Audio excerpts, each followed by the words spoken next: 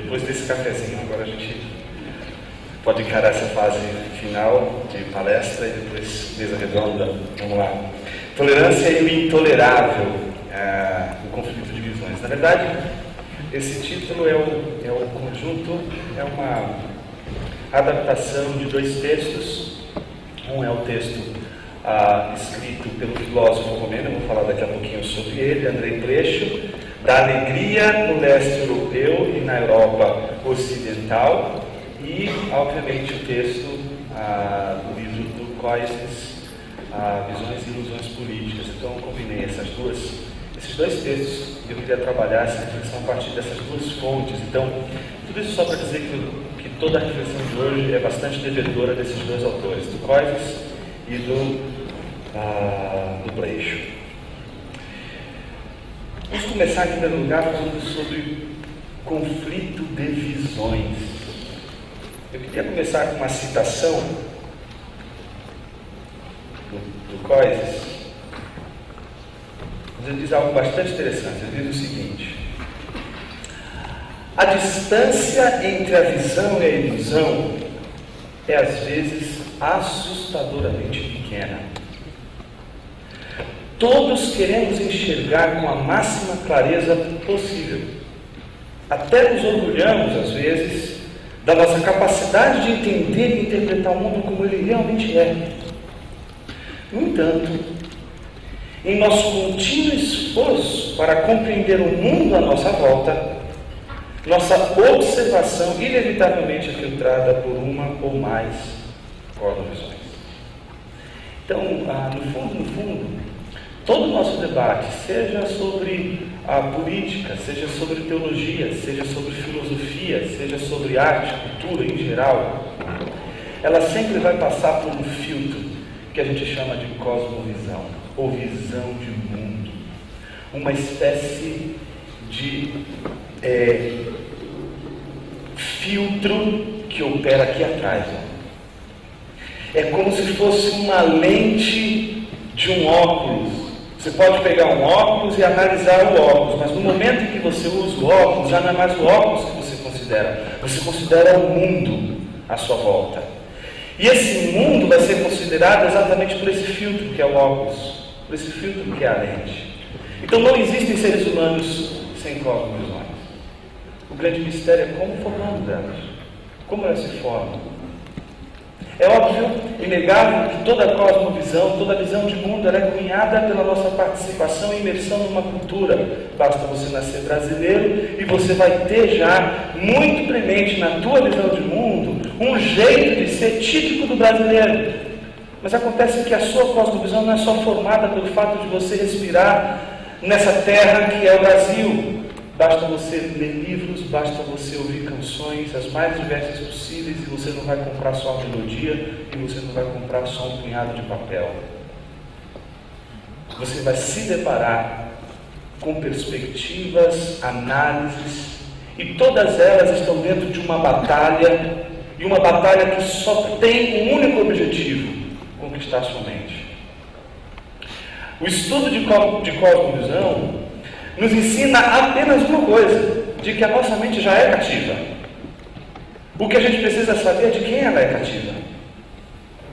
E por isso o estudo da cosmovisão, ela se aproxima muito do que a gente chamaria de autoconhecimento, de saber quem a gente é. E respondendo essa pergunta, quem a gente é, obviamente a gente vai responder a segunda pergunta mais importante: onde é que a gente vive? E a terceira pergunta mais importante: nesse mundo que a gente vive, alguma coisa está errada. E talvez a quarta e última pergunta mais importante: qual é a solução disso que está aqui? Então, tudo que envolve visão de mundo, ou cosmovisão, envolve também esses elementos, essas forças, dentro de nossa mente, dentro de nosso coração, como um comprometimento muito mais do coração do que um comprometimento meramente dedutivo ou racional, que determina inclusive nossas escolhas e nossas ações no mundo, suas escolhas, suas ações, as nossas preferências, as nossas escolhas, as nossas opções, desde opções relacionadas à cor, relacionadas à tonalidade, à música, à cultura, a time de futebol e a partido político. Tudo isso é determinado de acordo com a nossa cosmovisão. Sim. Até mesmo a tua maneira de ler a Bíblia é determinada e condicionada por uma cosmovisão. Isso significa que não há um ponto neutro. Não existe um lugar onde você possa se encontrar e que você esteja blindado de qualquer artefato inicial, de um pressuposto para a leitura do mundo que está à sua volta. Por isso é importante a gente descobrir quais são os pressupostos que estão determinando a nossa maneira de pensar. Ou seja, ninguém pensa simplesmente sem que haja fatores externos que determinem a sua maneira de pensar. Por isso, quando a gente fala sobre um conflito de visões, a gente fala também e, sobretudo, acerca desses pressupostos que determinam a nossa visão de mundo. Ora, se temos uma visão de mundo, uma maneira de ver o mundo, isso significa que a gente também é passível de ter uma visão equivocada do mundo. E a visão equivocada do mundo a gente chama de ilusão. Olha o que o Coises diz a respeito disso. Toda visão está sujeita à distorção. E damos o nome de ilusões às visões distorcidas. Uma ilusão nos dá uma falsa interpretação do mundo. Mas sua falácia nem sempre é imediatamente evidente para todos, ao menos à primeira vista. Pelo contrário, uma ilusão pode ser persuasiva a ponto de convencer um sem número de pessoas de que suas pretensões representam a verdade total. É que eu queria me deter um pouquinho. Quando a gente estuda teoria do conhecimento ou princípios estruturais de apreensão da realidade, não tem como a gente não relembrar o livro 7º de um livro dedicado à política, escrito por um filósofo chamado Platão, chama-se A República. No livro 7º, Platão conta a história do encontro de Sócrates com Glauco, e ele conta para Glauco um mito, uma alegoria, que é a chamada alegoria ou mito da caverna.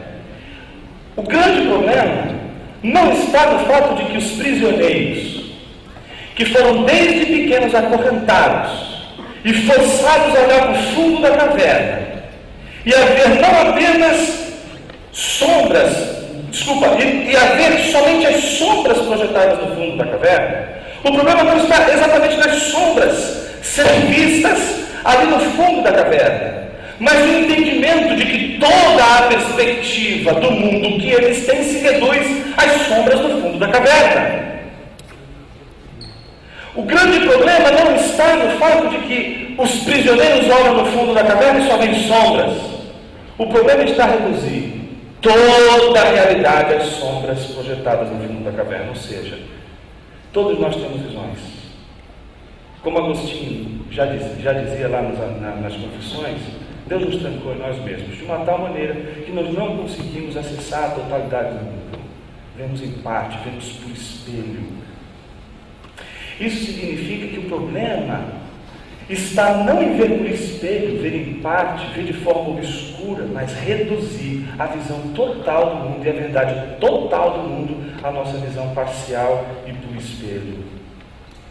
Então, todas as vezes que a gente reduz a uma perspectiva que a gente tem da realidade uma verdade que é total, nós estamos diante de uma ilusão. Isso que o Coises vai defender.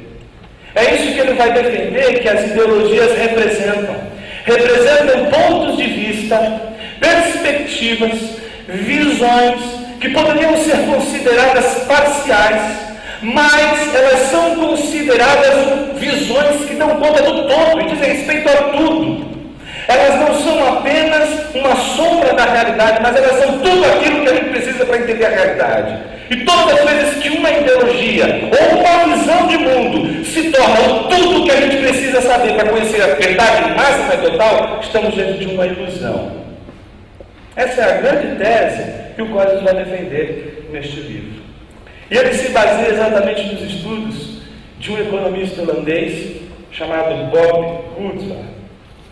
Ele escreveu um livro chamado Ídolos de Nosso Tempo. Ele diz nesse livro que existem 3 regras bíblicas que são fundamentais.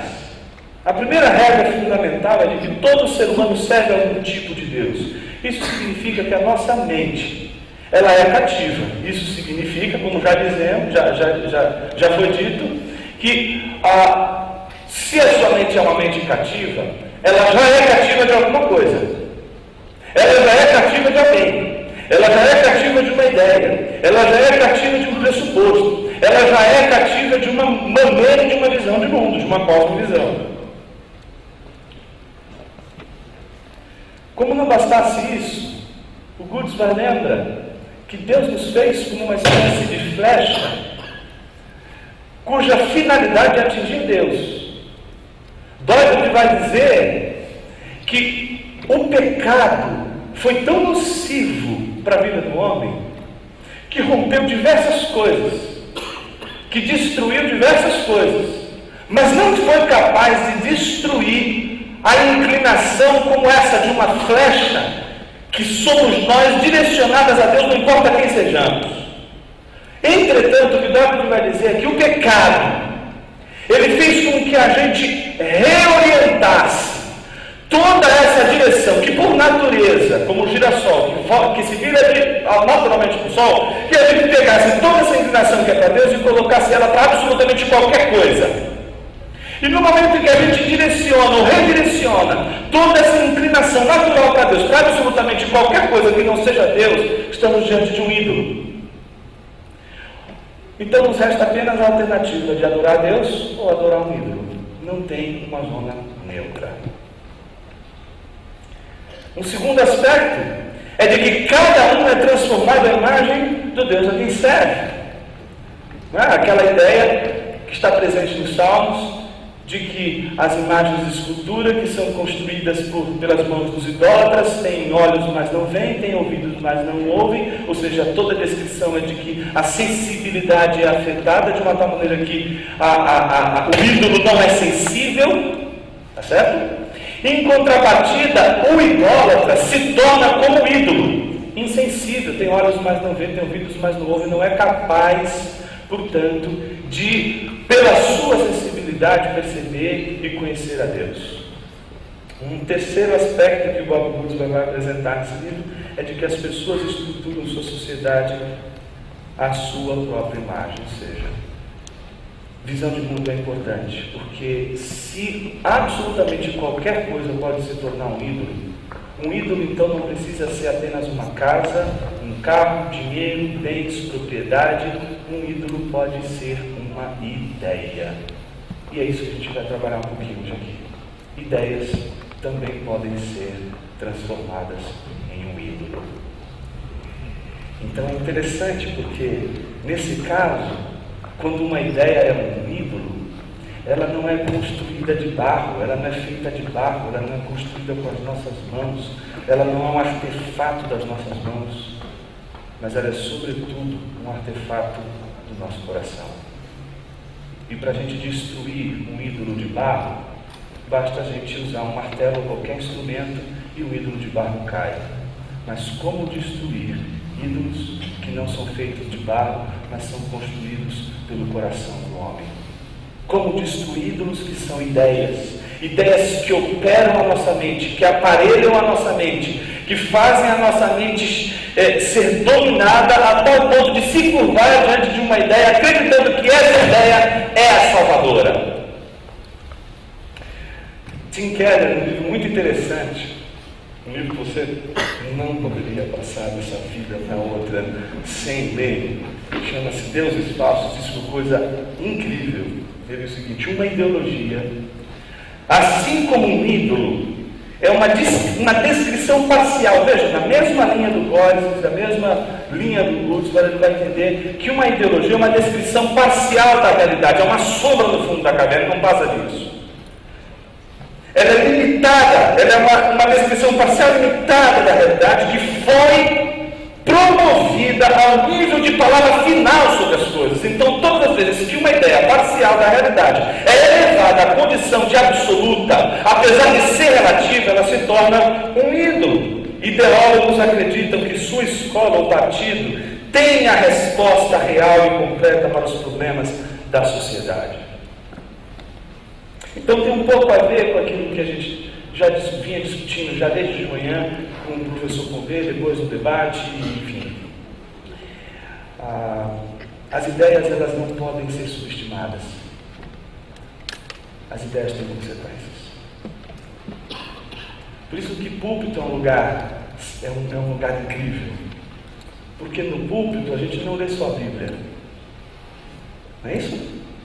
Mas o que seria pensar a filosofia da pregação é uma coisa importante. Porque a gente poderia dizer assim, poxa, a palavra é importante. O que a gente precisa é da palavra. Então o sujeito vai lá ler a Bíblia. Por que não é suficiente ler a Bíblia? E olha que você não pode dizer, poxa, mas ele só leu a Bíblia.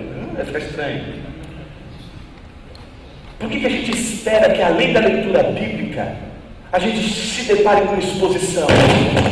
Porque a gente acredita que ideias têm consequências. Que a exposição das ideias pode transformar pessoas. Que a pregação do Evangelho pode mudar a mente de alguém. Que a pregação pode libertar uma mente cativa. Que uma pregação pode provocar uma transformação da mente. Pode modificar a mente de alguém. Pode tocar as estruturas de pecaminosidade e de explicação do mundo através de estruturas de pecaminosidade da realidade. Então, por isso a gente nunca subestima o poder da pregação. Porque a pregação é um meio pelo qual a gente expõe ideias. E as ideias, elas não são inofensivas. Não existe ideia inofensiva. Não existe um conceito inofensivo. Não existe um pensamento inofensivo. Todos os pensamentos e ideias, inclusive as minhas, inclusive os pensamentos que vocês estão ouvindo agora, estão batalhando pela sua mente.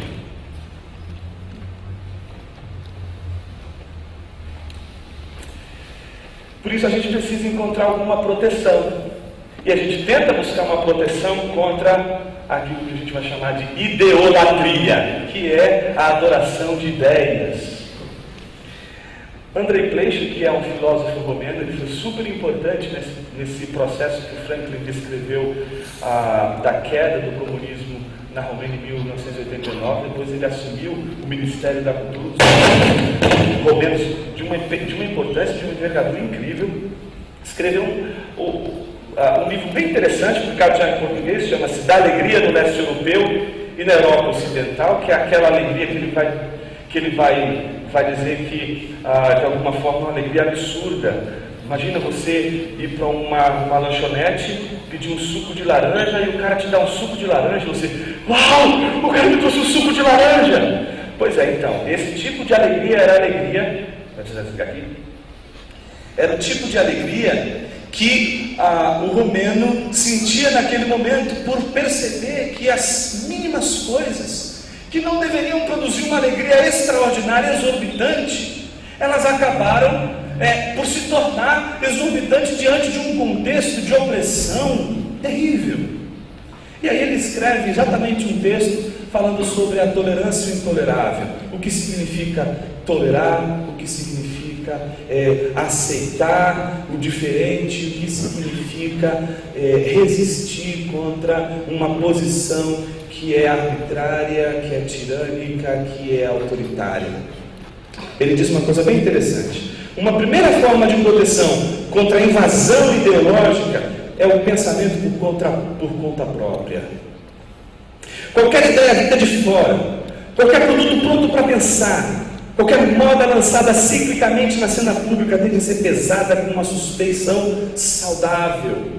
Eu acho isso interessantíssimo, porque, como disse Paul Ricoeur, o pensamento ideológico é um pensamento esquemático. Ele é simplificador, ele simplifica as coisas.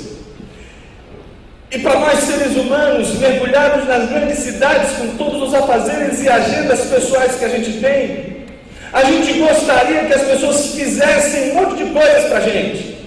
Então a gente quer que elas façam para a gente a comida, quer que façam para a gente a limpeza da casa e quer também que elas pensem pela gente.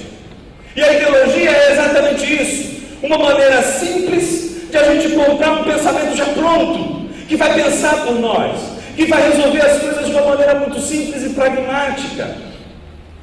E isso vai tirar do indivíduo exatamente o fator libertador, que é exatamente a sua condição de pensar. Não deixe que ninguém pense por você. Não deixe que as reflexões de hoje sejam reflexões que pensem por você. Não deixe que cada palavra que foi dita aqui seja uma palavra que mastigue por você o pensamento. Mastigue as ideias que foram ditas e pensadas aqui. Repense todas elas. Não aceite todas as ideias e qualquer ideia como se fosse um esquema simples e fácil de acessar o mundo. Essa é a primeira maneira de a gente lidar com a maneira extremamente invasiva da teologia. Uma segunda maneira é um exercício de proteção, que é o esforço de pensar as coisas até o fim. Então, sabe o que mais ou menos acontece? A gente acha uma ideia legal, o pastor vai lá e prega uma coisa genial, e aí a gente acha aquela ideia fantástica, e pronto. O desafio não é esse. O desafio é levar até as últimas consequências essa ideia que você achou genial. Então, o que o Pleixe tenta mostrar para a gente é o seguinte: olha, todas as vezes que você achar um discurso bacana, como esse que você está ouvindo agora, leve ele até as últimas consequências. O que ele significaria? O que ele implicaria de você? O que ele implicaria da sociedade se todos pensassem dessa forma? O que ele implicaria no contexto da igreja se todos pensassem exatamente assim? Ou seja, essa é uma maneira de a gente exercer uma espécie de proteção contra esse caráter invasivo das ideologias. Ele vai dizer o seguinte: é o esforço de pensar as coisas até o fim, para além da evidência de primeira instância, sem atalhos e correrias lógicas ou sentimentais. As ideologias são pensamentos burocratizados, assim como o fast food é a alimentação burocratizada. A gente vai assistir um filme, vai falar um pouquinho sobre tolerância e o intolerável. A gente vai virar essa página da ideologia e tentar pensar o que seria a relação tolerância e o intolerável. Vamos prestar atenção.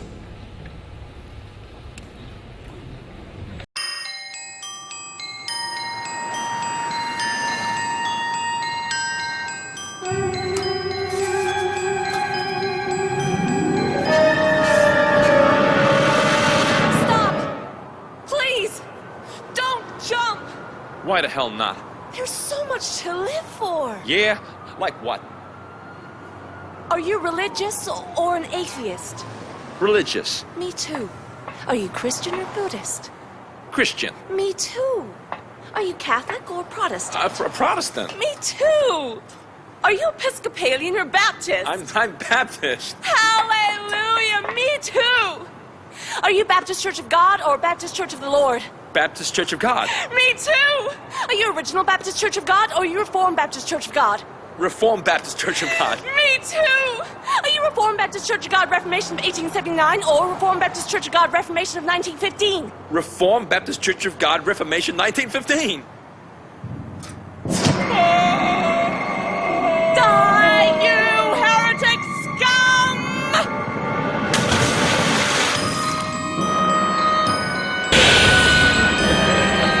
Esse filme é bem interessante. Não é real, obviamente. É uma imersão, mas que seria um batismo, né? Batismo radical. Eu acho interessante esse vídeo, principalmente pelo contexto que a gente está trabalhando aqui. A gente já viu que temos cosmovisões. Essas cosmovisões não precisa ser uma, é um conjunto de várias. Elas não precisam ser sequer consistentes, elas podem ser inconsistentes. Mas é aquilo pelo qual a gente enxerga o mundo. E ela é um comprometimento do coração. A gente viu que demanda paixão, escolha. Tudo isso demanda a partir das nossas cosmovisões. O problema é que essas visões de mundo, elas também podem ser ilusões. E uma ilusão é quando a gente transforma absolutamente algo relativo em algo absoluto. Transformamos em algo que é relativo, parcial, em algo absoluto. Transformamos em um Deus, transformamos em um ídolo. O grande ponto é, já que temos posições, já que temos pensamentos, e não dá para a gente ser neutro no mundo, não dá para a gente pensar que não fazemos escolhas, porque inclusive não escolher é um posicionamento no mundo, não temos como fugir disso. O grande ponto é como a gente lida com os pensamentos diferentes, como a gente lida com raciocínios diferentes. E mais do que isso, parece que a gente vai lidando com uma certa tolerância de acordo com os pontos que a gente concorda. Então, se a gente concorda, a gente se aproxima. Mas se tiver um único ponto, basta ter um único ponto, um pontinho ali, não é? e é suficiente para que a gente não tolere o outro, não tolere uma posição diferente, ou seja, não tolere uma cosmovisão ou uma ideia diferente. Será que por detrás disso não estaríamos diante de um ídolo? Será que a intolerância não se alimenta da idolatria? Será que em todas as nossas manifestações intolerantes não estaria presente um movimento idolátrico? Se é um movimento idolátrico, é sempre idolátrico, ou existe uma legitimidade para a intolerância? É possível tolerar e ao mesmo tempo não tolerar? Como a gente lida com essa tensão?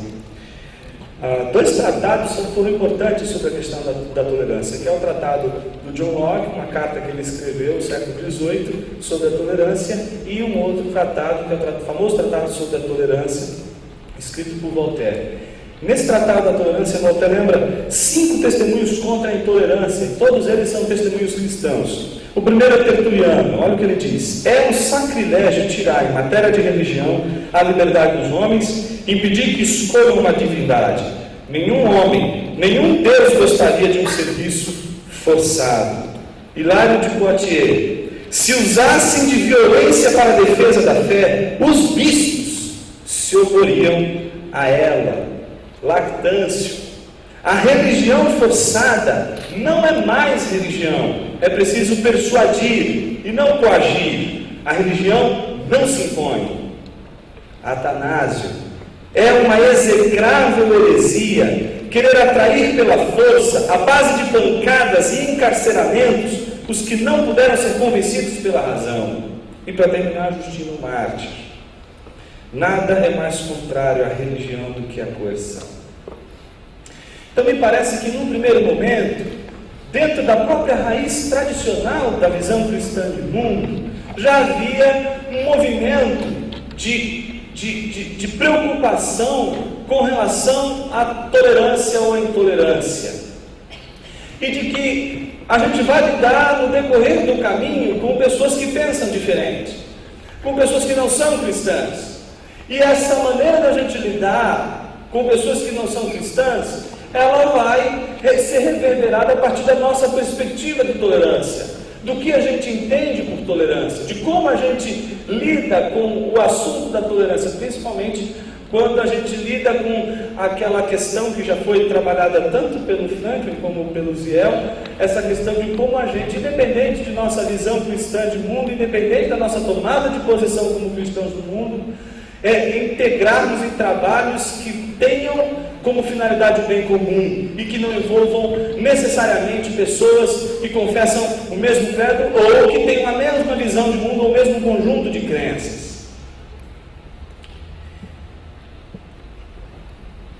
O Pleischel, ele faz uma análise que eu gostaria de usar como uma forma da gente pensar essa questão da tolerância de uma maneira desafiadora.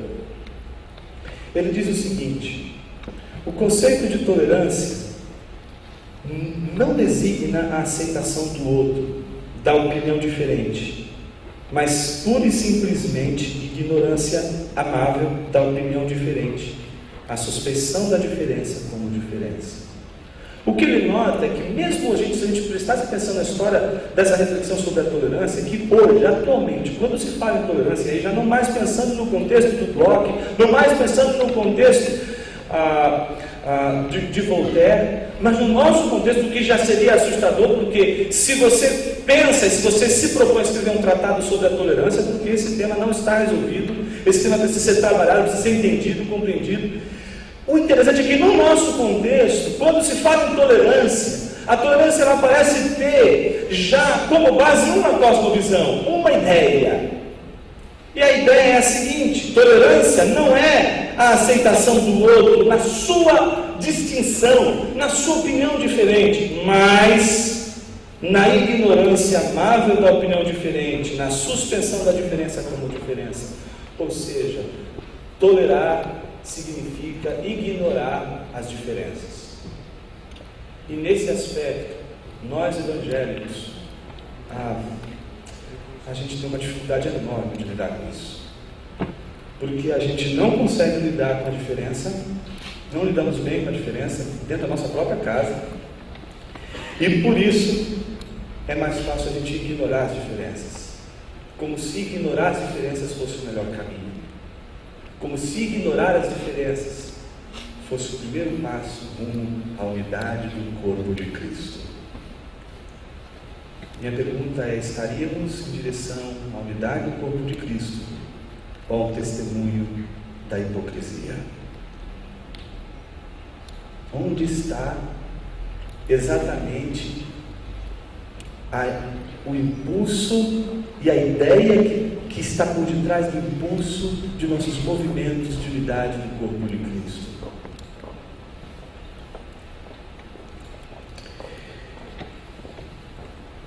Tem duas implicações que o Gleichen levanta disso. A primeira delas, esse tipo de tolerância, que é a tolerância que ignora os pensamentos diferentes, ignora posições diferentes, e que não é de que a gente tem que sustentar as diferenças e sustentar os argumentos contrários.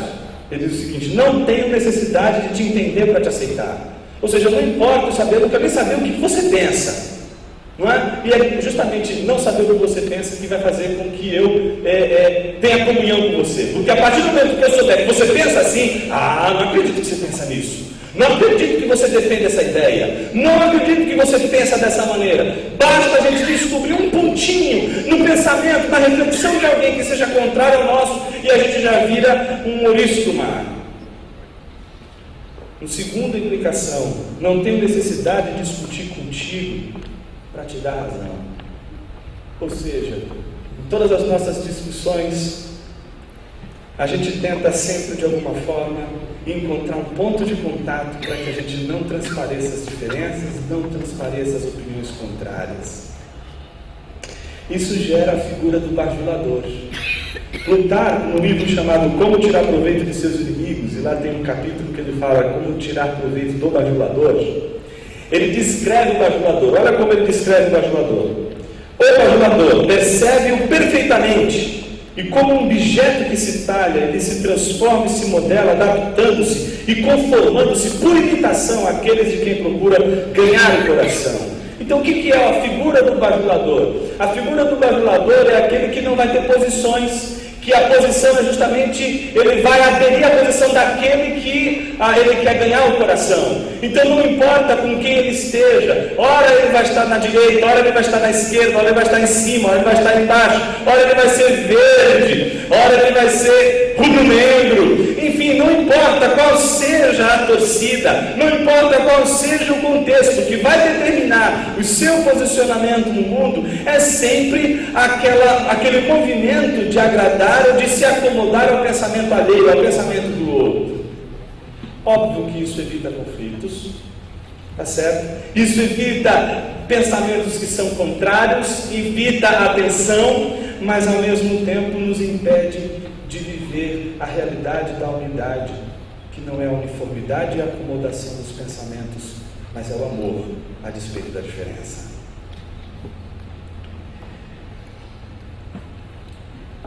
Um outro aspecto importante que o Gleichen lembra é de que a tolerância, como vale tudo, ela é um movimento que faz a gente aceitar de uma maneira extremamente irresponsável opiniões as mais diversas possíveis. Olha o que ele vai dizer: o senhor tem direito à opinião do senhor, respeito.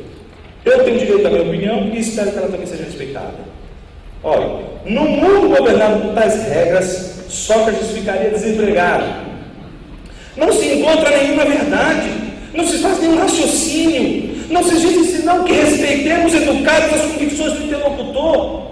Então não importa se alguém está falando um erro, se alguém está dizendo uma coisa que não corresponde com a verdade, mas enfim, ele só está fazendo uma defesa da pedofilia. Vamos tolerar. Vivemos num mundo tolerante.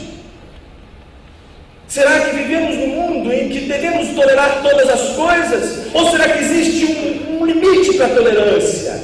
E que esse limite para a tolerância é exatamente a prova de fogo, exatamente da tolerância. Do quanto somos capazes de suportar as diferenças. E quais seriam as diferenças insuportáveis? Nesse sentido, a grande tentação é transformar a tolerância em consenso. E talvez hoje, tolerância seja exatamente isso, sinônimo de consenso.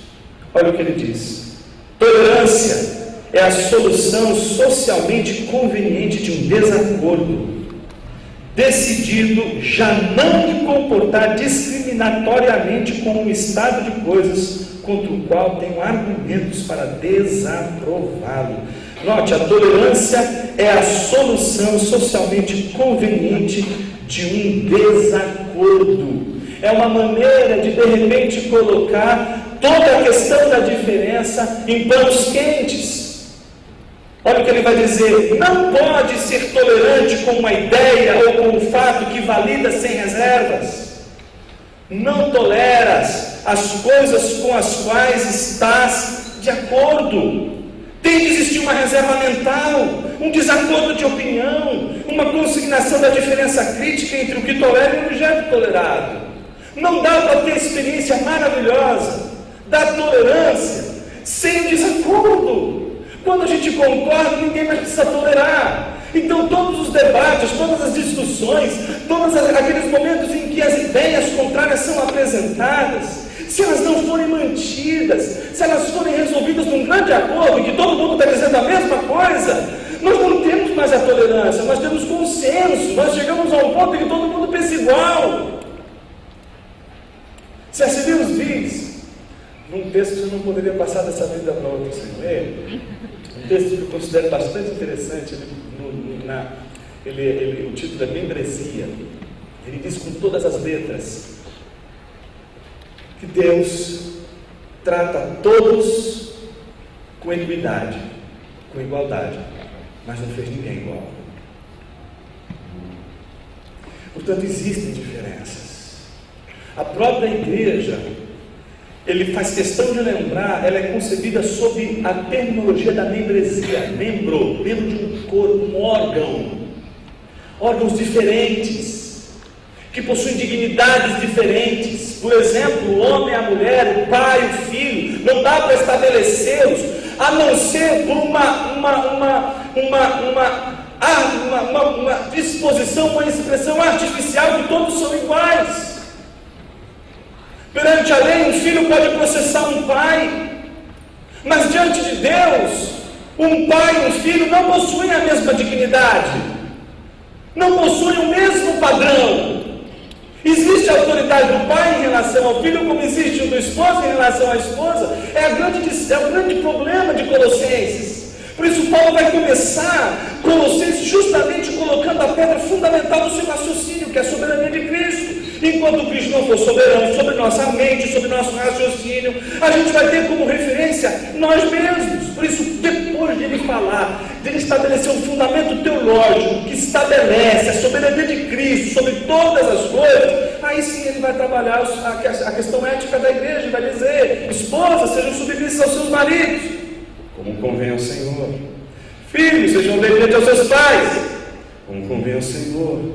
Senhores, tratem corretamente com os seus servos, porque vocês também têm um Senhor. Servos, não tentem enganar os seus senhores, porque vocês têm um Senhor acima deles. Então me parece que existe uma hierarquia. Essa hierarquia já demarca as diferenças, já demarca desigualdades. Se já existe uma desigualdade, se já existe uma desigualdade no plano real da nossa realidade, não existiriam desigualdades nos pensamentos e ideias. O acordo com o outro, vai dizer Bleixo, não se pode denominar tolerância. Ele não é senão uma forma de consenso. Então, tolerância não tem absolutamente ligação com chegar a um acordo no final. A tolerância está justamente numa discussão entre dois irmãos de igreja, que chegam a uma conclusão em que um pensa de um jeito, outro pensa do outro, deles saírem daquele momento de discussão, onde os dois apresentam pensamentos distintos, amando uns aos outros. Mas por que isso não é possível? Porque existe, obviamente, um elemento que a gente não pode perder de vista, que é a queda. A queda corrompe os nossos corações e faz os nossos corações valorizarem muito mais as nossas ideias do que a obediência à palavra de Cristo Jesus. Olha o que o Pleixo fala sobre isso. O ideal seria um mundo em que a tolerância não é mais necessária, em que o mal é domesticado, o poder é distribuído homogeneamente, as diferenças harmonizadas, até o instante de uma tal façanha improvável, estamos, por assim dizer, condenados à tolerância. É interessante como não tem como a gente lidar com a diversidade do pensamento, principalmente quando a gente começa a lidar com a ideia de que os pensamentos eles têm consequências.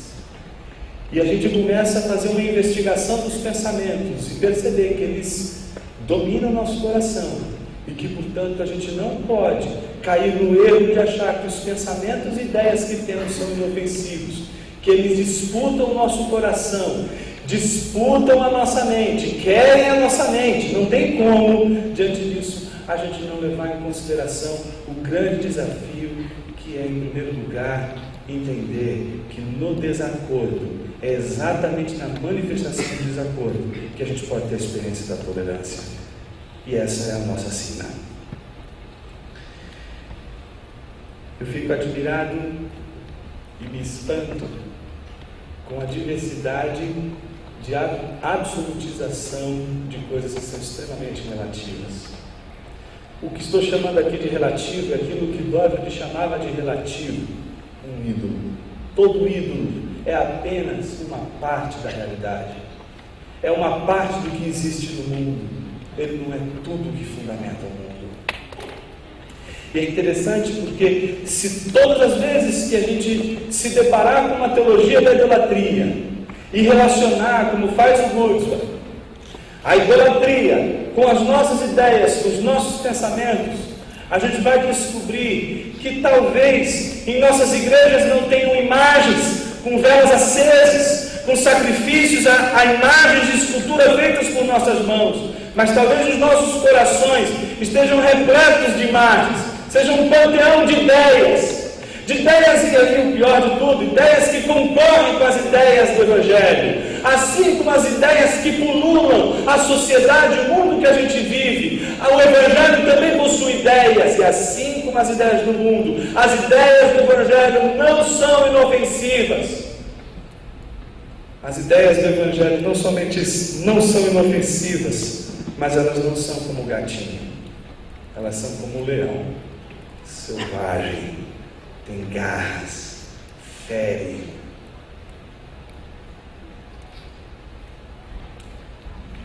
O Popper, e eu encerro com esse slide, escreveu um livro muito interessante.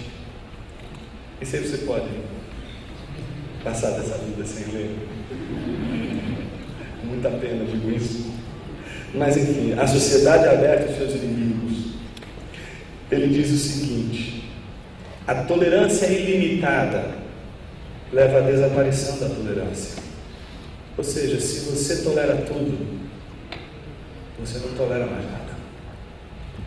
Porque a tolerância é exatamente na discordância, na experiência da discordância. Temos de conversar, em outras palavras, o direito de não tolerar o intolerante. E é interessante porque quando a gente pensa exatamente nesse grande desafio que é a tolerância, a gente pensa exatamente no contexto da comunidade cristã, da comunidade que é a nossa comunidade, repleta de pessoas que pensam das mais diversas maneiras. E talvez a gente possa simplesmente dizer: é um debate de ideias, é um debate sobre política, cada um tem a sua perspectiva, um tem a perspectiva socialista, outro tem a perspectiva conservadora, outro é um liberal, aquele é um democrata, aquele é um republicano, aquele é um anarco, reaça. Não importa quais sejam as nomenclaturas, não importa quais sejam as ideias, a diferença ela só estará presente no momento em que elas forem ditas, no momento em que elas forem explicitadas, no momento em que nós não tivermos nenhuma preocupação de expor nossas ideias com relação às pessoas, com os nossos irmãos, e nós não sermos execrados porque nossas ideias, elas não correspondem com as ideias do nosso colega. Entretanto, isso não quer dizer que estamos num vale tudo, onde todas as ideias são defensáveis. Não é? Se você me disser que Jesus Cristo foi uma chinesa do primeiro século, você vai comprar uma briga comigo. E não é só com muita gente. Tá certo? Porque você não vai conseguir provar para mim que Jesus é uma chinesa do primeiro século. Então não dá para a gente elevar também toda a necessidade da tolerância ao não limite, a uma espécie de tudo é possível, tudo é tolerável. Eu acho que a gente está num debate onde a gente precisa descobrir os limites do tolerável. E eu acredito que todas as vezes que a nossa mente se converte à mente de Cristo, a gente sabe muito bem o que é o intolerável.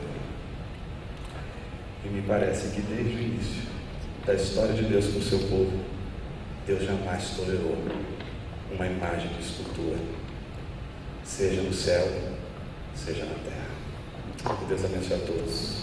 Amém.